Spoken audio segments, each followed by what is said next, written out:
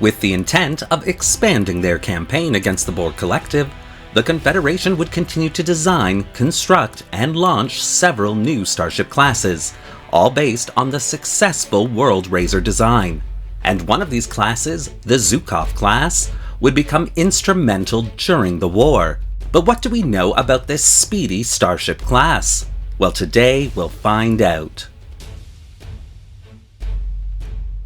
Hello and welcome to another episode of Truth or Myth Beta Canon, a Star Trek web series that dives into the history of any given topic using beta canon sources and my own imagination to fill in the gaps. In today's episode, we're taking a look at the Confederation's Zhukov class to better understand its place in Star Trek history. Please note, as we continue our dive into the Confederation timeline, I introduce you to another class kitbashed into existence by me that I named the Zhukov Class. Inspired by the Cheyenne Class of the Prime Timeline, this Starship class came into existence in my imagination to perform an important role during the Borg campaign. Also, this model is not perfect. For some reason, there were several artifact errors in the kitbash that I just couldn't fix. But as the old saying goes, the show must go on, and I think this model does get the job done. But of course, and as always, because this is just a bit of fan fiction, all information relayed should pretty much be taken with a grain of stardust and only considered a little bit of Star Trek fun. And so, with all that out of the way, let's begin. The progress of the Confederation's war against the Borg Collective is usually summed up by General Hansen's own words in 2370, "The fight goes well, World Razor." Though most species who encountered the Borg had been unprepared for such a situation, the Confederation, on the other hand, had a well-thought-out plan and various strategies designed to keep that galactic government from falling prey to their most lethal enemy. Randomized frequency phaser emitters, quantum torpedoes, transporter systems designed to beam through the Borg dispersion fields had all kept the Confederation ahead of the Collective. Even the Confederation's new Emergency Command hologram AI system, designed by Dr. Louis Zimmerman, would keep even a single starship from falling under the Collective's control. With a direct connection into the Starship's auto-destruct system, the ECH would immediately order a starship's destruction should it be determined that the ship itself was too far compromised. The Confederation's Starship construction facilities had also been successfully expanded, pumping out ship after ship according to the Confederation's clever assembly line style plan. But in order to keep the upper hand, the Confederation needed to continue to develop new starship designs and strategies to keep the Borg off balance.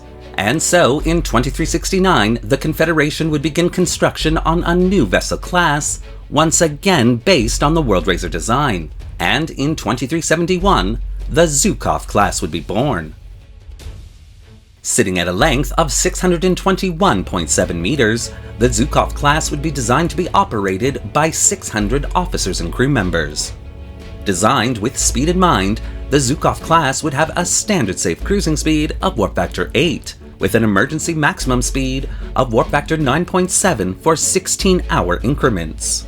The Zhukov class would also contain the latest transwarp drive systems available to the fleet. Tactically, the Zhukov class would be as well equipped as a standard vessel her size, containing various phaser emitter arrays, along with both forward and aft torpedo launching systems capable of firing photon and quantum torpedoes. The Zhukov class would also be the first starship designed to test out the new multispectral regenerative shield systems. Unlike previous shield systems that would take great lengths of time to repower up, the multispectral shield system could be recharged in a matter of minutes, something very beneficial to the Confederation.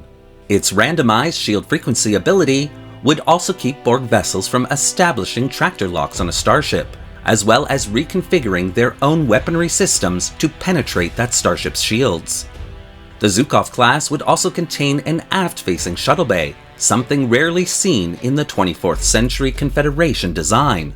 The addition of a shuttle bay had actually been almost an afterthought for this class. And so, although the Zhukov class did contain both fighter and support style auxiliary spacecraft, these were rarely used. becoming no more than a footnote in the Starship's design log. The original plan for the Zhukov class was to assign them to Worldraiser class command vessels to continue the long and daunting task of destroying Borg assets and planets. But that plan would change with the launch of the CSS Destroyer in 2371.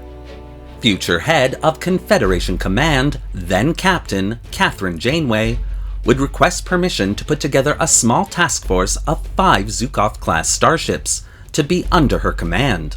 A student of historical battles, Janeway would then use her task force to engage the Borg in guerrilla tactics, keeping the Borg off balance even more. The greatest benefit to the Zhukov class was of course its speed, and having memorized every detail of her first command, she would use this benefit to her advantage, transwarping into a Borg area, wreaking havoc, and then transwarping out before the Borg could respond.